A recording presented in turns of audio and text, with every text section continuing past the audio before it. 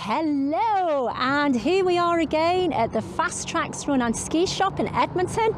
Today I'm going to be buying a pair of road running shoes. This time it's going to be HOKAs, so stay tuned to find out how things get on with a test run and to find out what I think about them.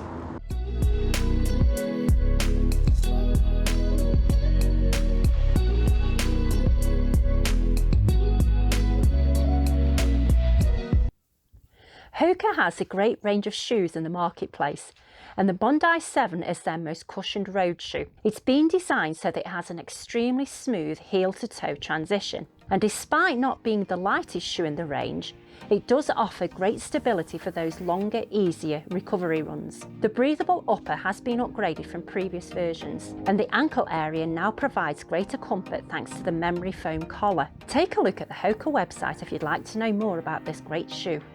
Now the Bondis did feel a little heavier, but they also felt more sturdy and cushioned for my needs. I also went for a half size smaller than normal, as I always find that HOKAs can fit on the large side and the toe box feels a little wide for my feet. But that half size down made a huge difference, and I really couldn't wait to try them out. And my aim was to wear the HOKAs for my 100-kilometre race, which would be held on paved trails, but I also wanted to check out the shoes on different surfaces first. First of all, I went to the track, and when first trying them out, the area around the ankles seemed a little high, and I was a little concerned that over 100 kilometres this might cause a problem and it would rub below my ankle bone.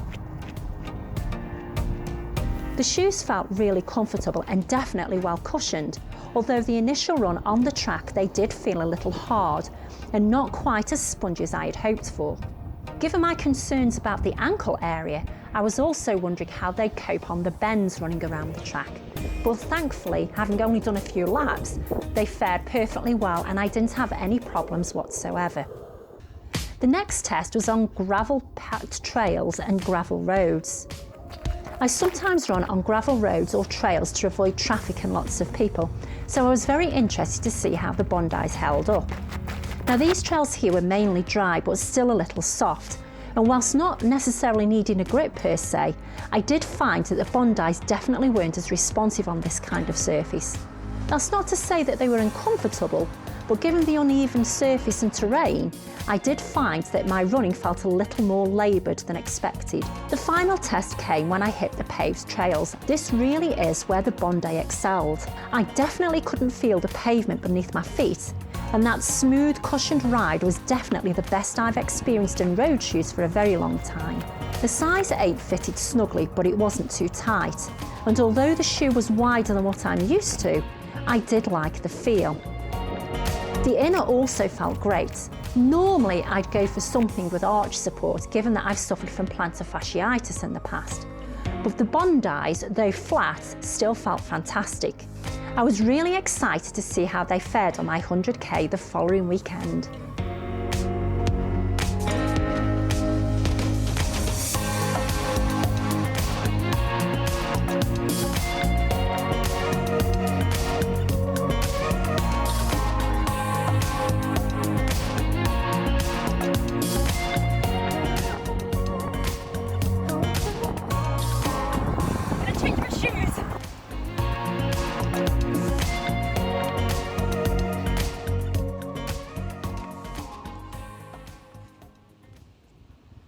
So the 100k went really well, and the Bondis performed much better than expected.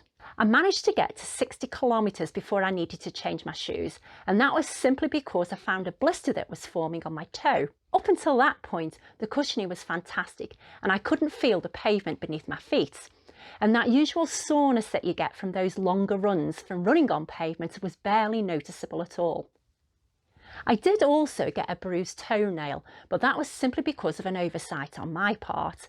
I normally wear heel cups in my shoes, so force of habit meant that I wore them on race day. And because I'd gone that size down, of course it meant less room in my shoes. So it's just something to bear in mind if you do wear orthotics. Try the shoes on in the store with your orthotics if possible, or at least consider going at least half a size or one size larger. One of the other things I noticed about the Bondis is that they do have a much thicker sole, and this means that you can't feel the ground quite as much as you do in a normal running shoe. Now for me in the 100k, as my legs were getting tired, I found that I wasn't picking my feet up enough and I kept scuffing the ground. And this is something that you need to bear in mind if you do those longer runs where you're likely to have that fatigue setting in.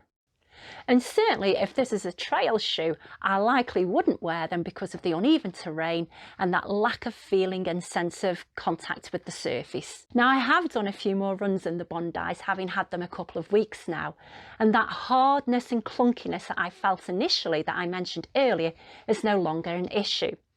I've now become more used to the shoes, I've now broken them in more thoroughly, and they've started to mould more to my feet and my running style. And I have to say that my opinion of these shoes has improved even further.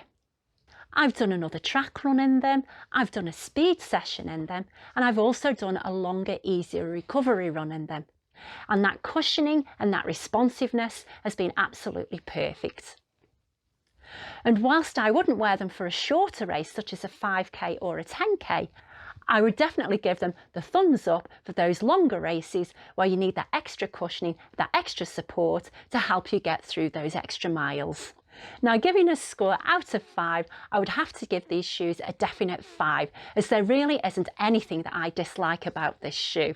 Yes, it's a little heavier. Yes, it may feel a little more clunky, but I have to say it definitely gets the thumbs up from me. Now, I hope you found this video useful. If you have, then please do give it the thumbs up. And if you do like this kind of thing, please do consider subscribing to my channel, and of course hit that little bell so that you get notifications when new stuff is available for you to watch. For now though, thanks as ever for watching, thanks again for joining me, and I shall see you all again next time.